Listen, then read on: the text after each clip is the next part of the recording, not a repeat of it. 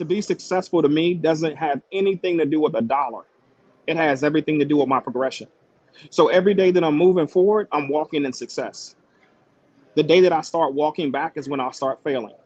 The reality is failure is going to hit you at any given time.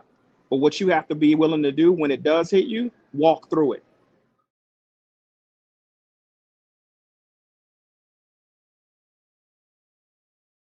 You're listening to the Hot Seat Podcast.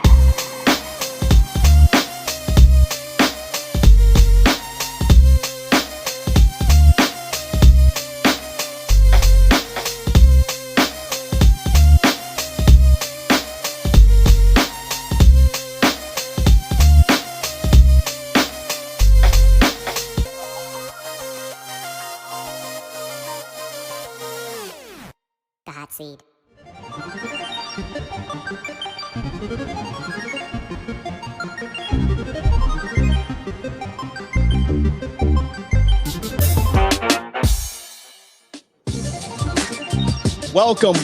Welcome to the Hot Seat Podcast presents All Black Everything Volume 3. I'm your boy Sean Xavier, along with my co-host Earl. What's going on? Dave. Yes, sir. And you know what it is. We're just dads with mics, gamers with headsets, and a whole lot of unfiltered conversation. And of course, make sure you follow us on Instagram and Facebook at the Hot Seat Podcast. And make sure that you follow us and subscribe on the YouTube channel, man, at the Hot Seat Podcast as well. Our special guest for episode 4, the one, the only, Mr. Lamont Harris. Let me add that junior at the end, man. Oh, that junior in there. There we go, man. Oh, shoot, man. Thank you guys for having me. I appreciate it. I appreciate it. Right now, he the only one. He looking cleaner than all of us out here. Yeah, man. I'm about to change this all up. I need a sports jacket. Quick. Absolutely, man. So let's jump right on into it, man. How we doing? How's the weekend been? How's it going, fellas? Whoever want to jump in there, what you got? Go ahead, Lamont. You got it first. Oh, man, dude. Listen, I'm good, man. You know what I mean? The weekend was great for us, man. You know, great time with the family. You know, obviously, living in Vegas is always a blast. You know, so you can't, never a dull moment, man. Never a dull moment. So this weekend was no different, man. We went out, had a blast as a family, and got to spend some time on Saturday with the kids, and that's great as always. And today is the grind never stops, right? Yeah. You know, so today we're right back at it, man. So I'm just excited for another week to get at it. And when he says he's right back at it, he is right back at it. This man is coming in live from Mandalay Bay during the Aces game, right? That's it. Yep. That's it. So there you go. We'll get into that. We'll get into that business side of stuff. How about you, Earl? Hey man, I was working on this deck. Didn't know I had those skills, in my repertoire. So now I got some other projects that I need to do. I guess my wife saw that and she was like, "All right, well, could you do this?" You could do that. Yeah. You're getting volunteered for the whole 9 now. Yeah, right. But yeah, that's pretty much it. Good stuff. Pretty much on my side, got moms down, so that's always a good time. Went over to one of the wineries down here that we love. Shout out to Romano's Winery over in Brandywine. Great establishment, been up there over 10 years, but they have now closed the doors officially. So we went over there and blessed them. Got about a good 14 bottles, so don't judge me. And then once again, just like Lamont, enjoying the family time. And then I'm doing the home ownership duties of watching my neighbors, seeing what contractors they got coming over there and asking questions, so I can get them to come over to me for like that referral discount. So there you go. That's about it. That was the weekend. Good stuff.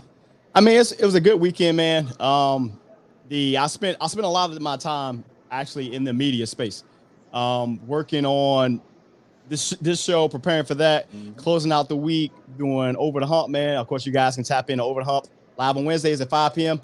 There you go. Absolutely as well, man. So I am knee deep in the media space, man, and building. And this is why this particular episode series and having Lamont that I know, and me and Dave know as well, just building relationships here. And this leveling up, man, to things that we enjoy and that we want to do in life. That being the case, man, of course, before we go any further, we want to give a shout out to our sponsor, man, All Black Everything 24/7, 365, for sponsoring the extra episode series. Make sure that you guys do shop allblackeverything247.com for all of your apparel needs.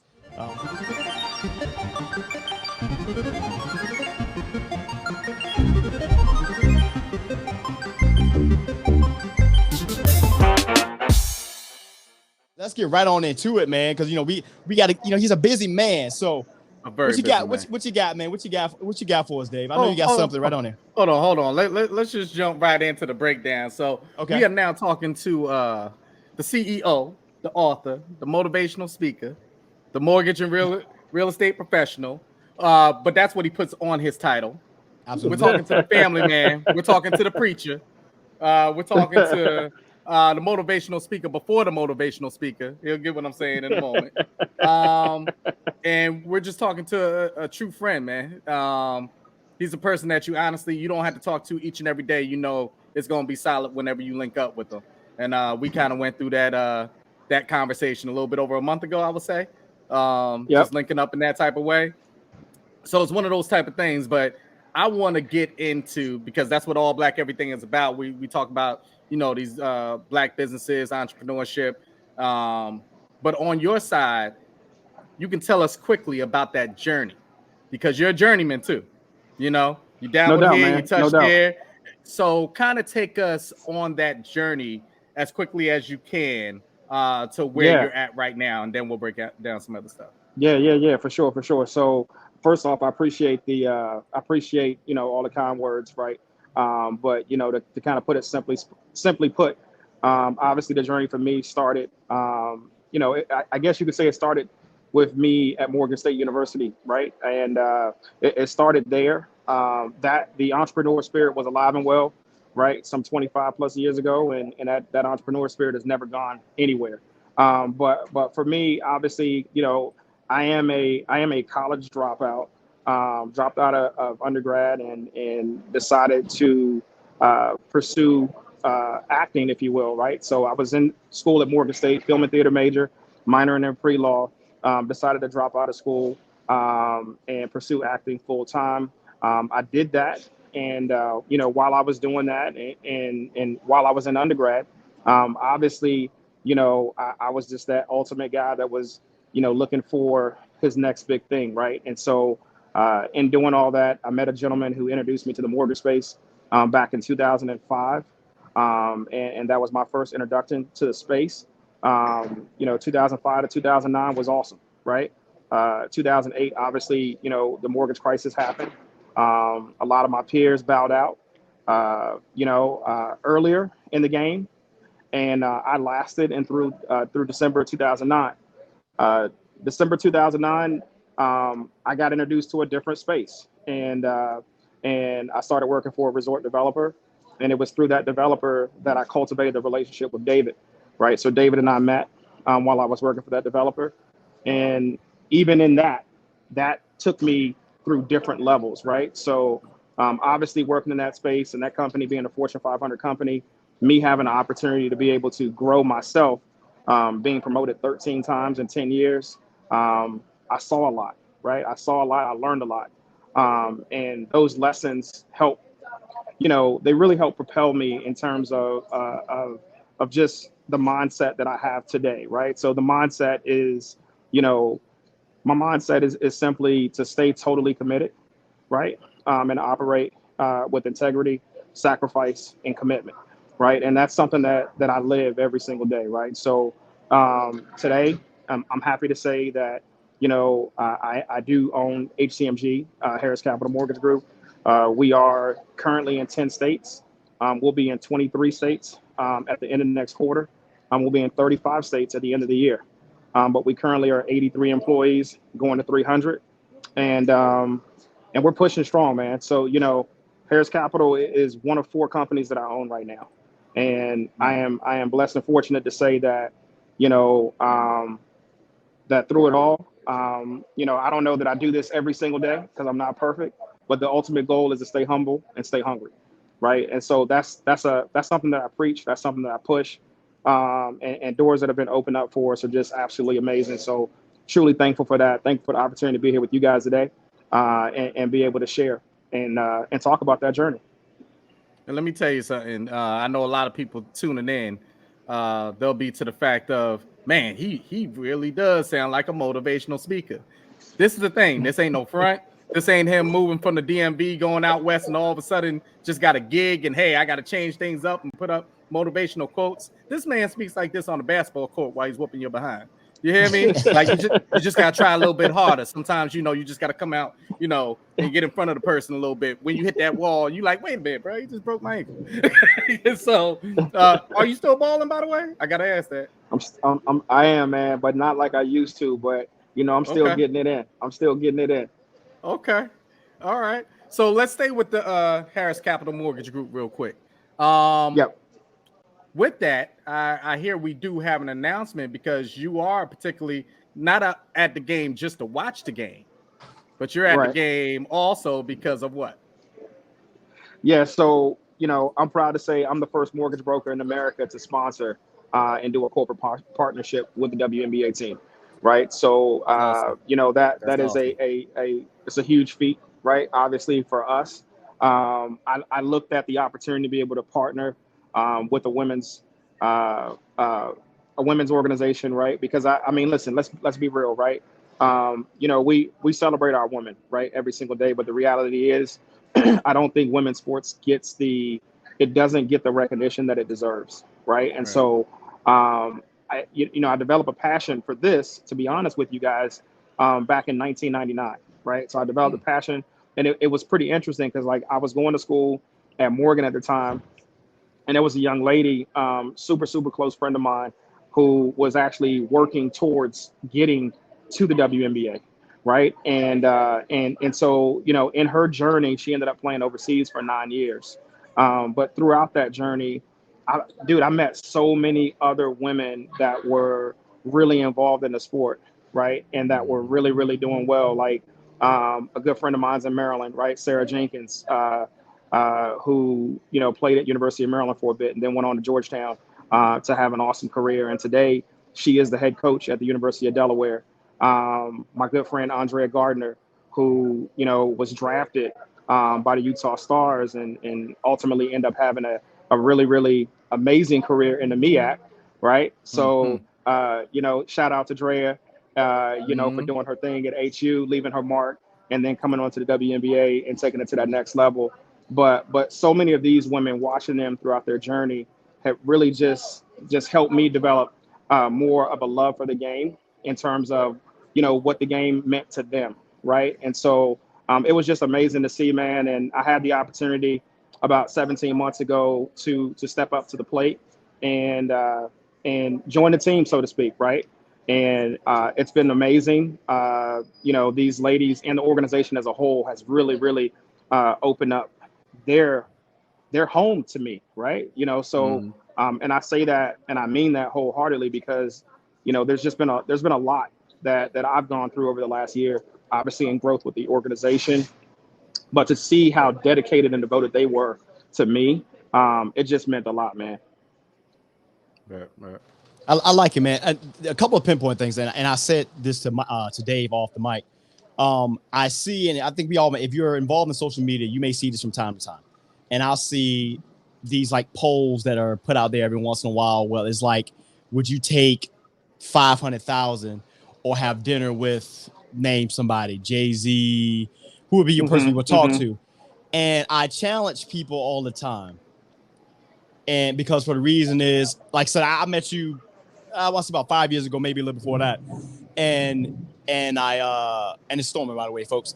But I challenge people. I say, what if I told you that you could actually sit down and talk with somebody that you can literally reach out and touch, like call them personally there, and they can give you that same conversation that you're yearning for from one of those 1%ers.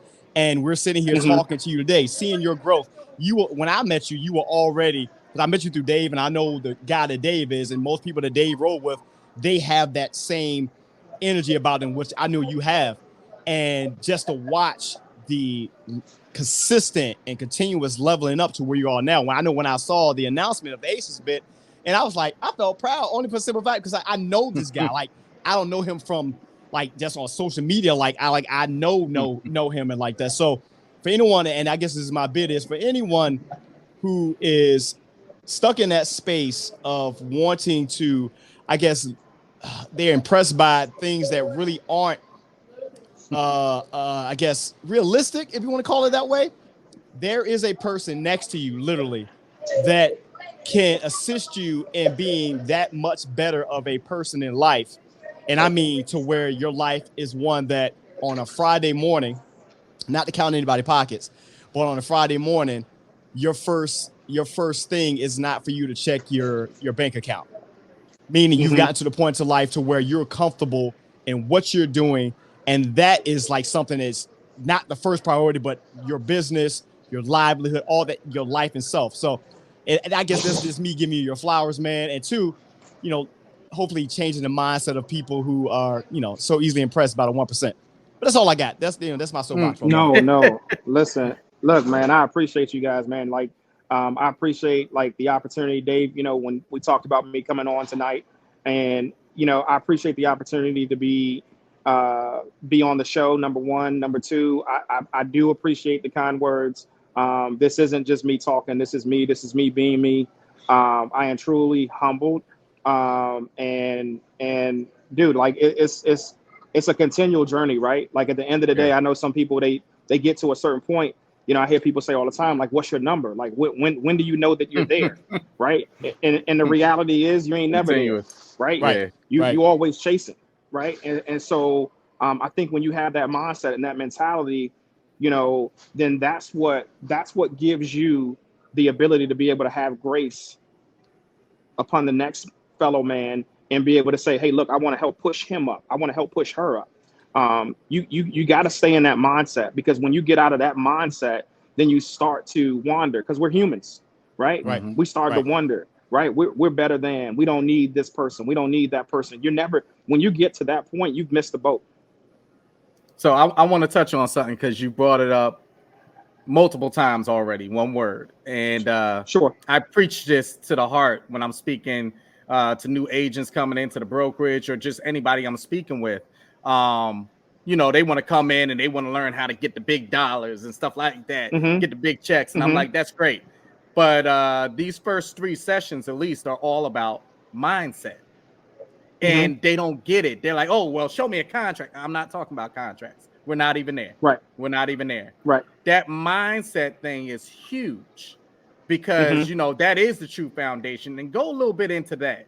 That mindset that you prepare not only yourself on, but sometimes even when your mindset may be slipping, because you're human, to have that foundation through your family, through faith, just through the motivation of being a father, where that all sets in. Oh no, man! Listen, you hitting on a whole lot of key things right now, brother. You hitting on a whole lot of key things, right? So I think, for me, I'm a huge believer, guys, that mindset not only matters, but mindset is probably the most important thing, right? I think that when we truly, really understand who we are as humans and as men, we really start to really, truly value how we were created. And to go into that, I really believe, like, as a human being, if you think about it, whether you believe in a higher being or not, I want you to just think about this for a second. Men actually control the earth, right? There isn't another creature on the earth that we actually bow to, right? So just think about that for a second in terms of how impactful man is, right? Man is so impactful that man actually commands or rules over this earth, right? That is the power that's been given to you, whether you believe that power to have come from a higher being, or you just believe that you're just some being that was born into a world where you control animals. Animals don't control us, right? There is nothing on the earth that has control over a man. So when you think about that and you really understand that, then you really start to really value how you were created and or what created you. And when you truly value that, then the next thing is you'll understand that mindset is so freaking huge, because everything is a choice. Like at the end of the day, whether you believe it or not, the reality is you can choose to be successful and you can choose to fail. You can choose to be happy and you can choose to be sad. You can choose to smile and you can choose to frown. No one makes these choices for you. You choose, you decide. Either you want to be wealthy or you just like the idea. Either you like your house, right? Or you love your house, or you hate your house, or you kind of like your house. The reality is any decision is yours. So these are all choices. And so what we have to understand when we realize that it's all a choice, that every day that you wake up, you can choose to be happy or you can choose not to be. I choose to be successful.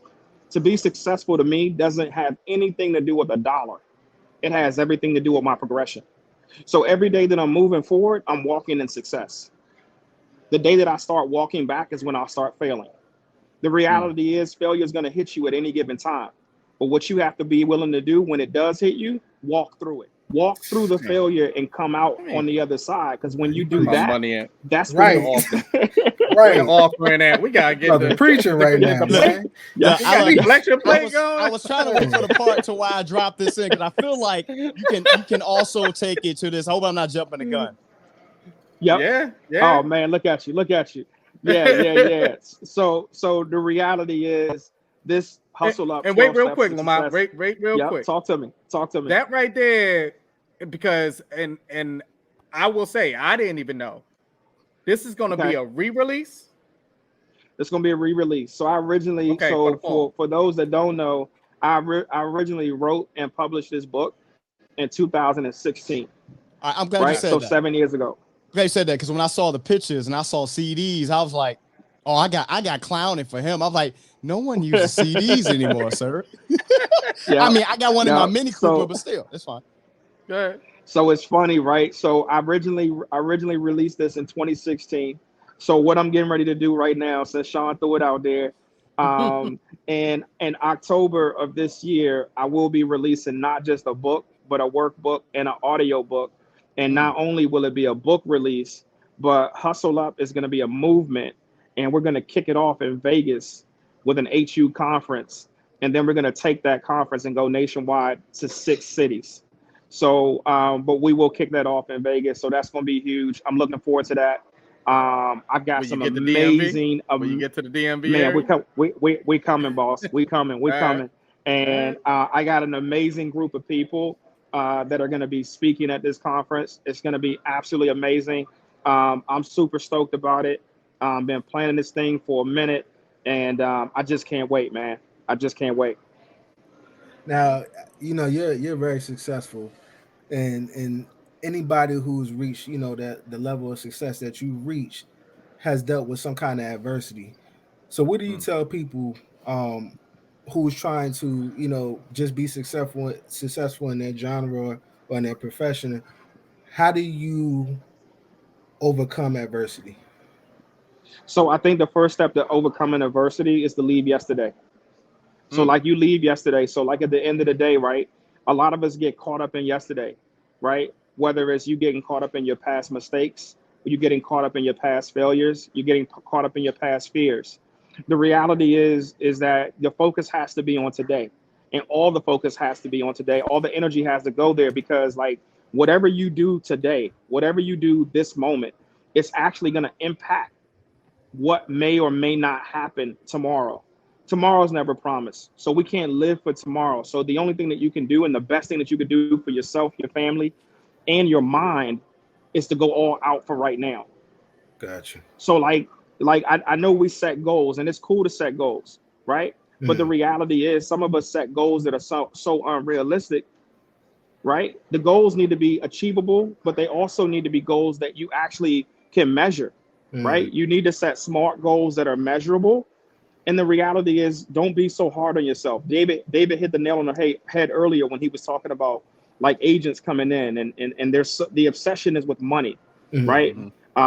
David, I think about what a good friend of ours, Robert Singletary, said to me years ago.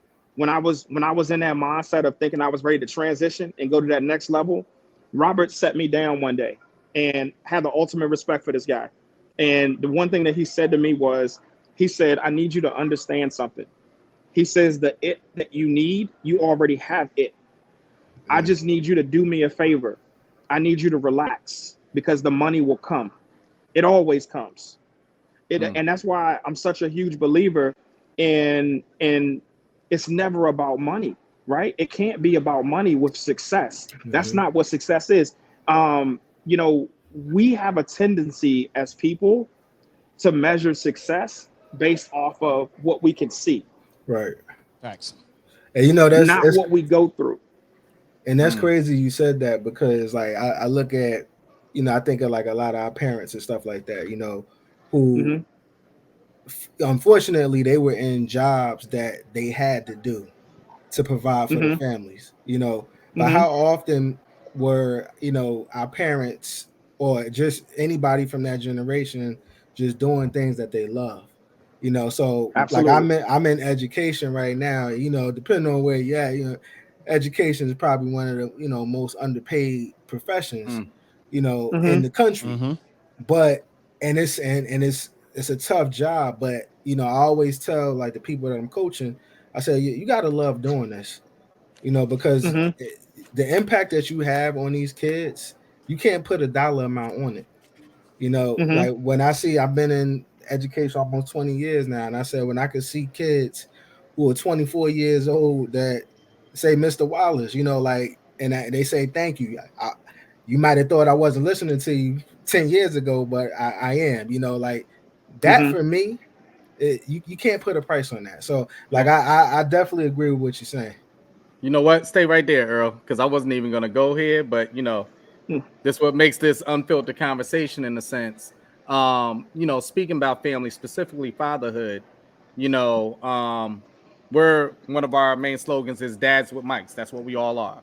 But also another thing between us three here, hosting wise, is that just to be honest, that we all three of us have lost our fathers, and the toll that that's taken on us.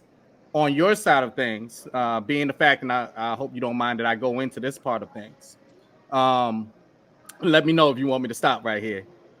To the You fact good? of, your stepdad, your dad, that journey, and then what it's taught you through that journey. Because we were talking to a DMV native, in case people didn't know. And with all that being said, how it sets you up, some of the ups, some of the downs of just that journey yourself personally, because some people use that as the crutch and the excuse of, oh, well, this is why I'm like this. And then some people use it as, you know what? I'm going to be different. I'm going to learn from this and I'm going to excel. And it's not to look down on their situation. Their situation is their situation. Right. So kind of go into as much as you want to sharing that and how it prepared you for where you're at right now, just family and fatherhood wise. Yeah, nah, man, it's all good, bro. Like obviously, for those that don't know, like David and I are super close, right? And he and I have over the years, right? We've been friends now some 13 plus years, right? So we go back, so the reality is I grew up with my stepfather. I didn't grow up with my dad. I didn't really have a relationship with my father, not the one that I would want until later in life. So it's not like he was completely absent, but he wasn't involved and I wasn't involved in his world the way I would want to be involved in his world, right? We lived in opposite sides of the country. We had those phone conversations and so forth, but the phone conversations, as we all know, they're not the same thing, right? And so, but I will say, growing up with my stepfather, obviously my stepfather, I grew up in a house with four of the siblings. I'm not going to say that my stepfather didn't make me feel like I was his number one, but the reality is I grew up in a house of four of the siblings, right? But I definitely will say that he gave his all, and he played an intricate role in my life, and I appreciate and I love and thank him for that. I also, will say that obviously through my adulthood, my father has made tremendous strides to be not only involved in my life but also my children's, and so I thank him for that. Yeah. But ultimately, I got to tell you guys, like, ultimately, I'm that guy. I'm that guy that is where I am right now because of two people, right? And those two people that are going to get that praise from me are going to be my mom and my grandmother, right? My mother and my grandmother helped shape and mold me into what I am right now, right? And so for that, I'm truly thankful, right? So that's huge, right? Because that has been that has really helped me, obviously, become the caring, gentle, kind person that I am. And obviously, guys, sometimes it works in my favor and sometimes it works against me, right? I think I was interviewed recently and I was talking about, like what do I consider to be probably one of my biggest weaknesses? And I think probably one of the biggest weaknesses that I probably have is the fact that I actually care. The reality is a lot of people say they care, right? And a lot of people, will fake like they care. But like for real, like at the end of the day, I think a lot of times with me, I probably have cared too much for the wrong people. And you get to a period when you've gone through caring for the wrong folks that you experience certain levels of hurt. And I have. And I think, you know, quite naturally, when I look back and I try to examine myself and I give myself some type of self-examination, I probably would say a lot of what I do is a lot of the caring and giving that I do is a lot of caring and giving that I wanted as a child, right? And these are things that I probably missed from my dad. Not to blame him in any way, shape, or form, but these are realities that we all are human beings. And when we go through certain things affect us on the back end, right? And so I know that there's certain things, certain flaws that I have are a result of my experiences. I don't look at them and identify them as traumas because I'm not one to make an excuse. I'm one to make a difference. So I believe that you can make a difference or you can make an excuse. I challenge my siblings. I challenge my peers. I challenge my team members. I challenge all of them to don't make excuses. Be difference makers. You got two types of people in this world, right? I heard this years ago, Dave, from Steve Shaver. You got two types of people in the world, right? You got reactors and you got responders, right? Yep. And the reality is we can respond or we can react. And I choose to respond because reacting ain't never got us anywhere, right? Reacting is how we make decisions based off emotion. And most emotional decisions, we come back to regret, right? So I look at it, man. I look at those experiences and those things that I've gone through in life. I looked at them because I looked at them and say that, hey, they've made me a better me. They made me a stronger me. They made me a more calculated guy. There's always risk, right? Some people tell me, man, I don't know how you could have done so and so. You've taken a lot of risk. You're always going to take risk, right? But you got to calculate the risk and see, is the risk going to outweigh the reward? And if not, I challenge you to push through it because ain't nothing ever easy, dog. But the reality is, like, I listen to Earl and how passionate he is about education. And Earl, like, at the end of the day, whether people understand and value it, the reality is your job is more difficult, but more valued than anybody else's. Because at the end of the day, you're charged with the mindsets of our children. Right. You're charged with that. That is it. Like, I know people say, oh, well, it's all about what they learn at home. Well, yeah, but when they get to you, Earl, you have influence over them. Right. To actually, like, some of my teachers were like the biggest, most impactful people in my life. It's absolutely insane how much impact that they have on our kids day to day. Absolutely. And so with that being said, I think the mind is the most important part of any individual's walk. It's all about the mind. Because when you look at it, some of our peers aren't where they want to be, not because they can't be. Right. It's because of their mind. Absolutely that. And that you talking about is just Right. you literally, Right. and that goes back to that poll. I said that. What do you want to do? Do you want to be able to reach out to those that have that ability to help you level up, and you can literally touch them in this case there and make a better life for yourself in this case?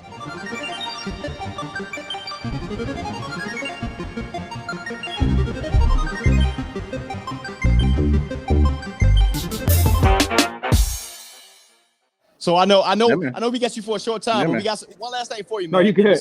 There's a segment called This or That Dave threw on me today. So Oh yeah. You ready? Oh yeah. Yes, sir. I'm ready. He gonna see I put this together. There you go. All right. So hamburger or hot dogs? Hamburger. Okay. All right. Gambling. Oh, I like that. Gambling or show? Gambling. Got it. Turn down a little bit. Dress clothes or casual? Dress clothes. All right. Y'all see what he's wearing right there. At least a sport coat, dog. You gotta rock the sport coat. I got you. We about to get into it now. Timeshare or Airbnb? Oh man, listen.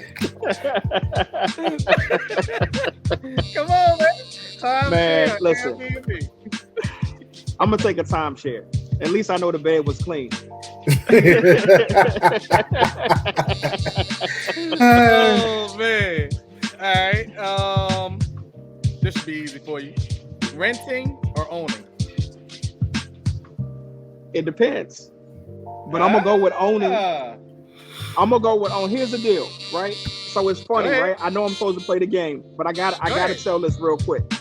I think that you can own a ton of property, right? But I think that you also can create a ton of wealth through owning property. So I think really what it boils down to is like, even when you look at me, like right now, right? My current situation, I own a mortgage company. I actually rent the place I live, but I collect enough rent on my properties to be able to do that and whatever else I want to do. Right. So it really depends on your situation. But renting in that sense is ownership because you live 100%. 100%. I got one, Dave. Right. I got one, Dave. I'm gonna throw it in there, and this you might not have this in there. Commanders. Oh, I already had it. Football team or the team formerly known as the Washington Redskins. Oh man, Redskins all day, man. Redskins all day. Keep going. Redskins hold on. But you gotta go deeper than that. See, you let them off easy, so I'm not letting them off easy. Mystics or Aces? Oh, ooh. Listen. Here's the deal. Don't bite the hand that feeds you. I'm gonna go Aces. Right. Good answer. See what I'm doing? See, I ain't letting them off easy. Rap or R&B? You know what? I'm gonna go rap. Okay. I'm gonna go rap. All right. Pusha T, thanks you. Keep going. Yep. Give it up for Buster last night, saving the BET Awards. We'll get into that. Jordan or LeBron? Oh, listen. Jordan all day, man. If you gotta go there, Jordan all day. There you go. Radio broadcast or podcast? Listen, radio broadcast is cool. Like way back. Right? So I'm gonna go podcast at 23, Dawson. That's what I'm talking about. All right. Cable or streaming? Streaming. Streaming is basically cable now. The price is at least. It is. DC or Marvel? We're comic heads here. Oh. You know what? Listen, I'm a Superman dude all day, so I'm gonna go DC. Ooh, okay. Well, we'll keep it back in our past then. G.I. Joe or Transformers? Oh man, go Joe all the way, dog. You already know. Wow.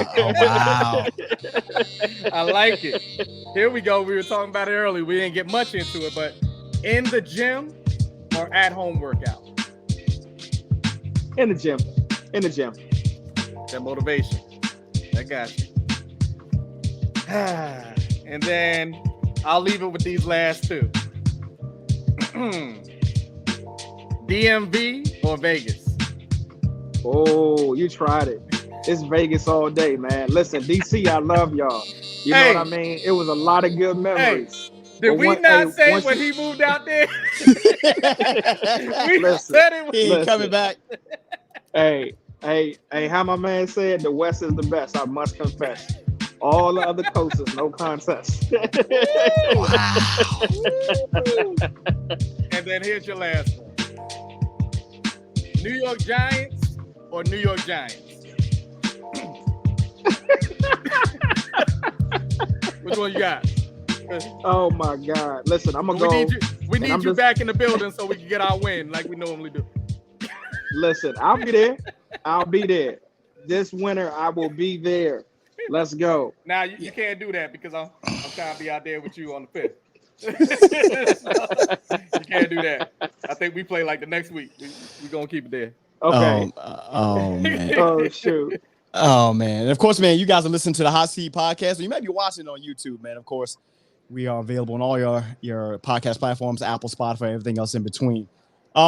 Get to it. And Dave, transition real quick. Did you watch the BET Awards last night, Lamont?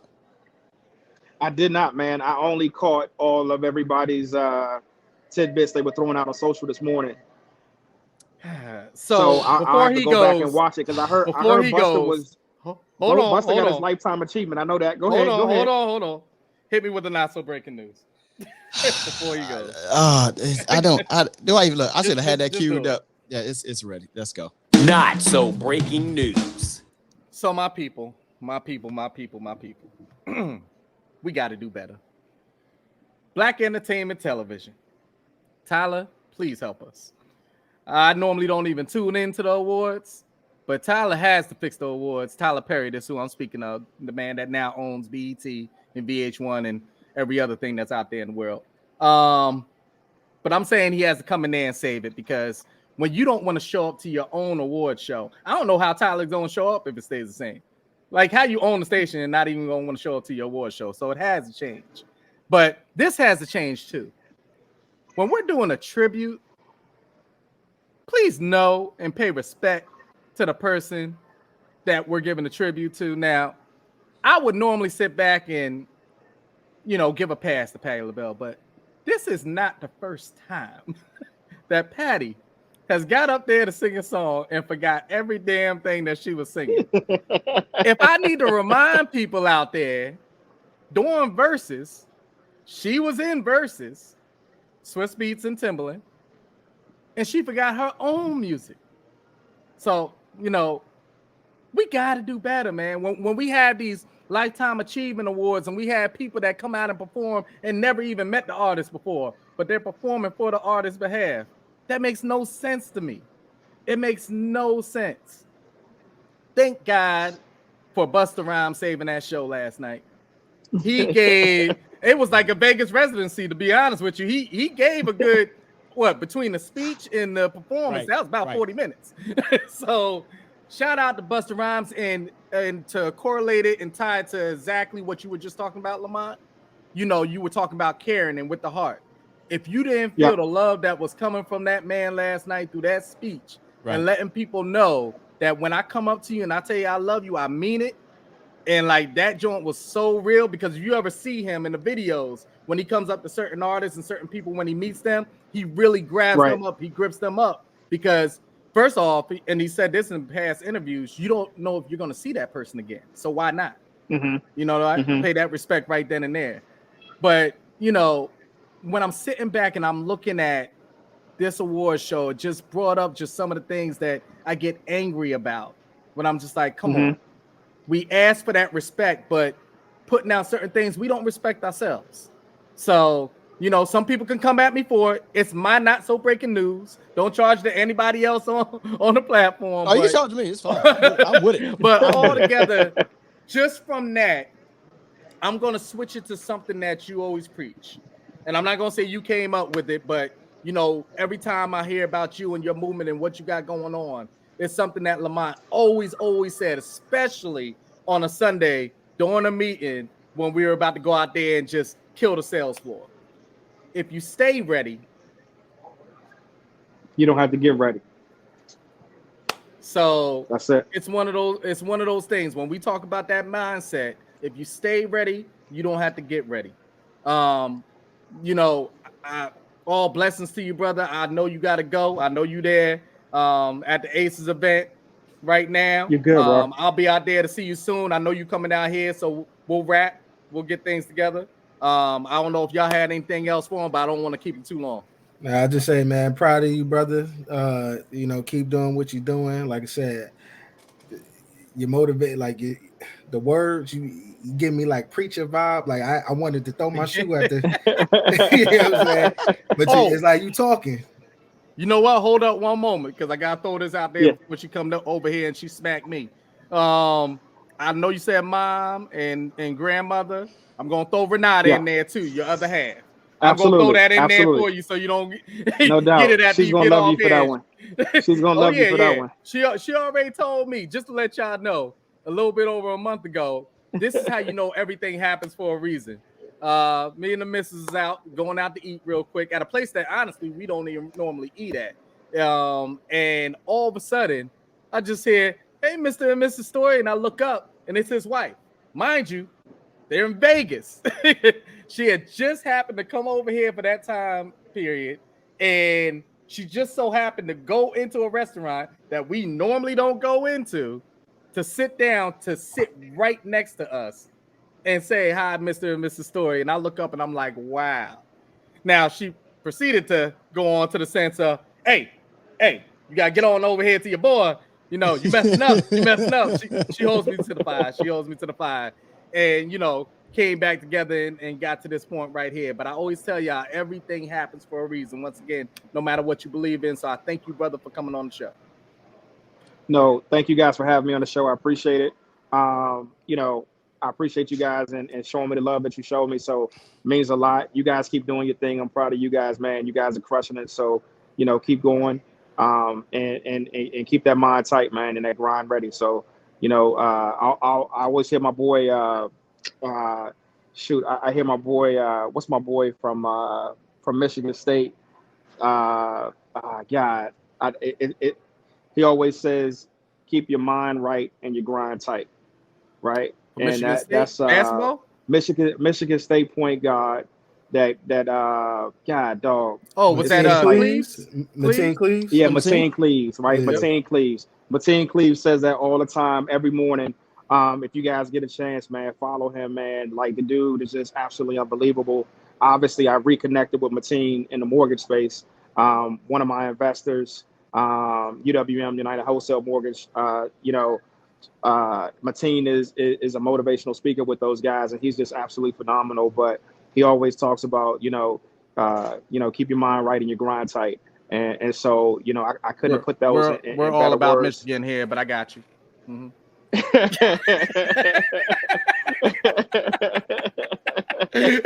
I forgot you a blue dude, man. I forgot, man. Listen. You know, I don't rock with neither one of y'all because y'all in the Big Ten.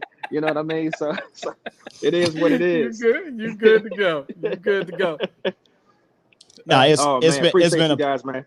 It's been a pleasure, man. Absolutely, again, man. Love seeing you again there. I'm actually gonna be out there in November. I'll be out there in November, though, so you know I'll try to tap in with you when I'm out there.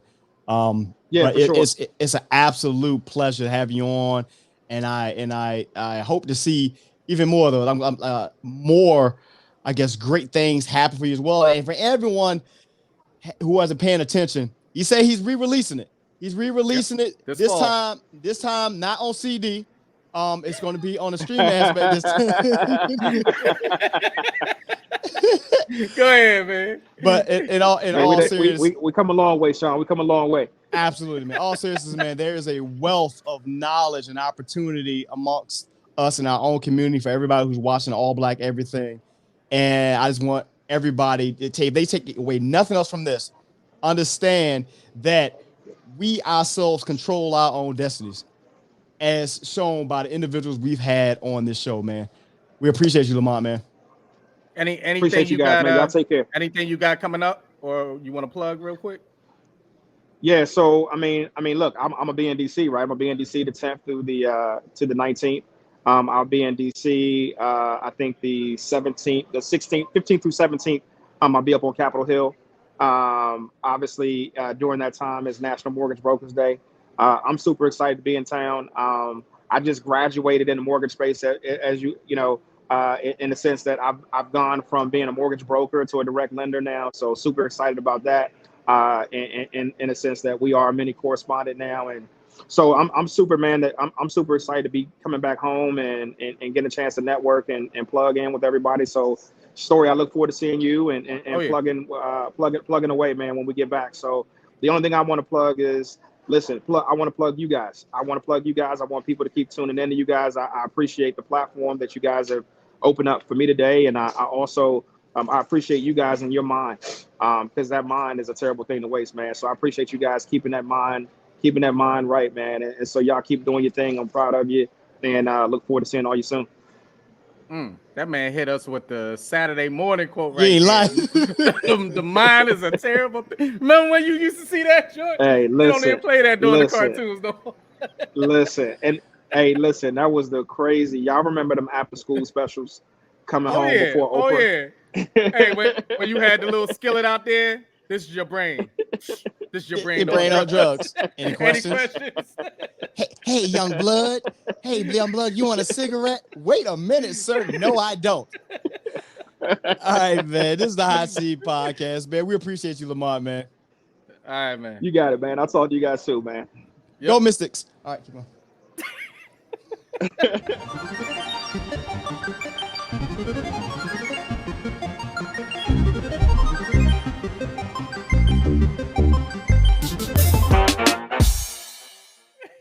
So, of course, man, this podcast wouldn't be what it is, man, without us taking our conversation from Xbox Live over to the podcast space, man. So, of course, you can find me on Xbox at Sinai2X.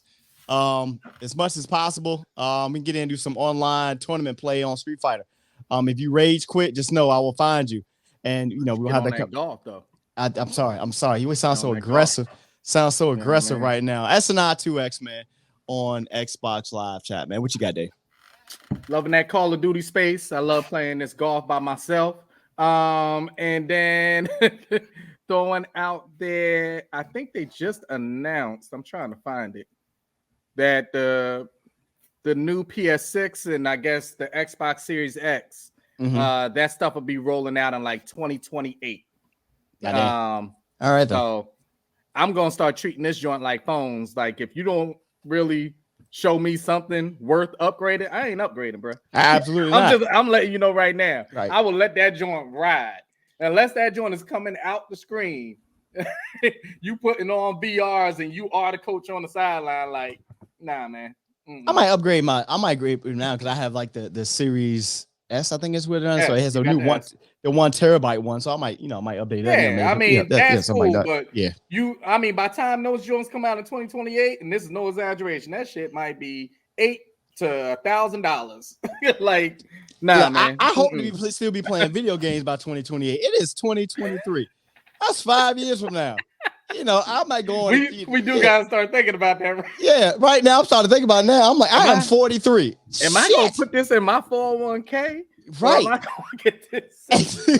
Exactly. You know, hopefully by then we got some young folks on the Hot Seat Podcast. We got some youngins or something. I don't know, man. You know, shit. I don't know. I guess, you know. What you got? What you got, Earl? Look. Oh, the storyteller here. Go ahead. Yeah, there you go. I don't know if I said that. NJ Fatboy 973. Yeah, definitely loving this Call of Duty. I'm going to get on there right after this. You said duty. I did want to trickle back to the BET real quick. Go ahead. Because we had a guest on, so I didn't want to really show my ass. So I just want to say, still the same show, though. By the way, this is still the same show. Oh no, I'm still. They still gotta watch this stuff, so you know. Keep it PC. I would just say, I just right before we got on here, I just saw the Patti LaBelle piece, and I want y'all to remember, I'm not making an excuse for her, and No, because I completely agree, Dave. Where if you be prepared. Yeah, Yeah. we know. Piss poor preparation promotes piss poor performance. You know what I'm saying? Yes. So it's be prepared, especially when you're doing a tribute. Like, it's one thing to sing another song, but this is actually like one of her peers. And I know she probably meant no disrespect, but I mean it comes off very disrespectful when you don't know the words of the song. But it lets you know you're relying on a teleprompter. On a teleprompter. One of your peers. And to be honest, like, the writers were missed last night. That writer's strike really messed them up. Well, no, last but night. not even that. It's like, I know she's been doing this for years, decades, but this is like, I feel more comfortable if I know the words, and your performance comes out different. But see, this is my other thing, and I don't want to take it where social media is taking it. I'm not here to just bash Patty. Right. That's I'm saying a lot of people overall, yeah. When you do these tributes, when you do these Lifetime Achievement Awards, when you do the actual when show, you man. do, when you do like the any type of honors in that type of sense, you can tell if somebody practiced, or they were just like, oh yeah, I know most of that song. Right. I could wing it. Oh, yeah. We'll figure it out. The crowd gonna sing with me. And it's okay. It's okay to say, you know what? No, I respectfully no, because I don't feel like I'm gonna do it justice. I remember, I think like they had one of them VH1 tributes or whatever, and they was doing Biggie, and one dude, he messed it all. I forget who his name was. He messed the whole thing up, and it pissed me off. But I also will say, and this, I guess, if you want to say I'm making excuses for you, go ahead. Go ahead. I'm gonna give her a little bit of grace, because keep in mind that this is a 70-plus-year-old lady. You know what I'm saying? Mm-hmm. So, I, to an extent, I'm pretty sure that somebody in her camp has probably told her this, because she's had this issue happen before. Mm-hmm. But this is Patti LaBelle. You know what I'm saying? She's set in the ways. Let me not say that. Or have somebody up there with her. Yeah, but you know what? I will say, the performance overall was pretty good. Outside of like the singing and things in that nature was good. The one thing that kind of, and this is the other part that I was talking about in the beginning, when you don't know the words, it affects the performance. I say the performance got better, because when I was listening to it, I was like, yo, she sounds off beat. Like, her tone is off. And I didn't realize, because my wife was telling me, oh, it's because she didn't know the words, so she wasn't. And you can hear it. And I'm like, yo, this is Patty. This is Patty. Like, come on, you know your notes. You can find your note. And it was off. Like, but it wasn't until the choir came out where she was able to kind of, you ain't need to know the words at that point. You could just do some riffs and ad-libs and mix that crowd, bro. Yeah. Mix the crowd. Mix it with older heads and younger heads. Let them come together, because I mean, even when they were doing the East Coast, West Coast, South, and all that type of stuff, like, unless you was, because I believe that took place in Atlanta, right? No, it's California. Yeah, it's in LA. I think it was LA. Okay. I think it was in LA. So yeah, because my cousin was out there. Because some of the music, when they were doing the tribute, like some of the East Coast stuff, you could tell half the crowd didn't know what was going on. And I was like, oh man. And it was a younger crowd. I mean, let me tell you something. I'm gonna end on this.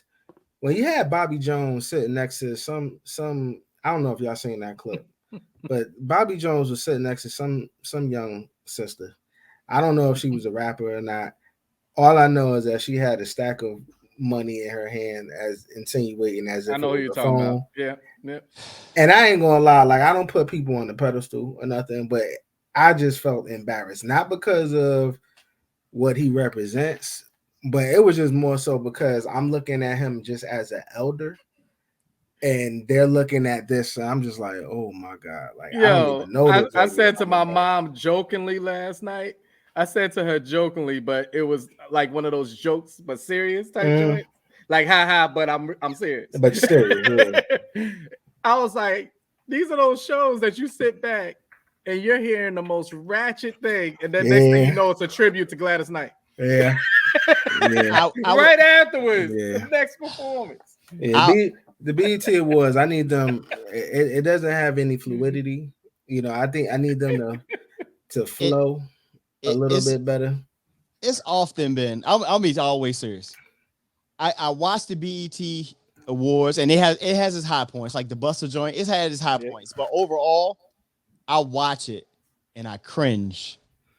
And I'm gonna take it back to the previous episode when we had Angie on, and Angie was talking about the fact that people in our community being so brave to be natural and stuff like that.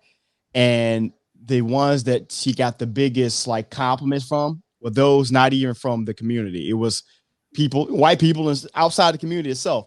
And how does that relate to the BET Awards?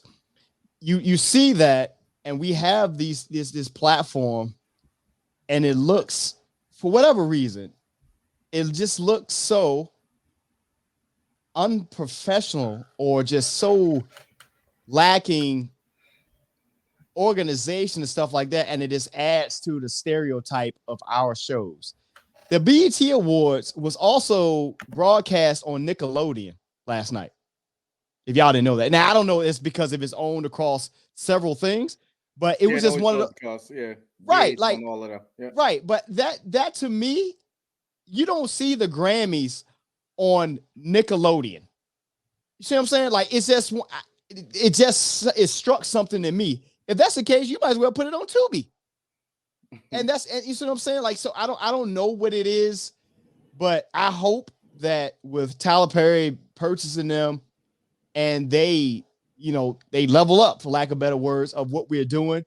I don't know if that's going to be the case, but we ourselves, man, have to take much more pride in our own things. I don't care about what everybody else do. When we get out there, we have to put on a show for ourselves.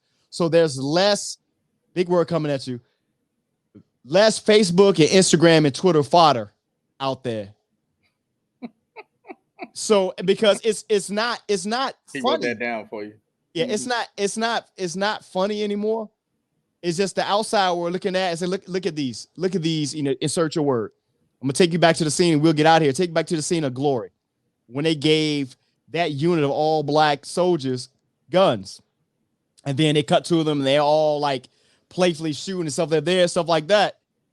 Look, man, if we want to be taken serious, and if we constantly talk about how we went through this, that, and the other, we get it.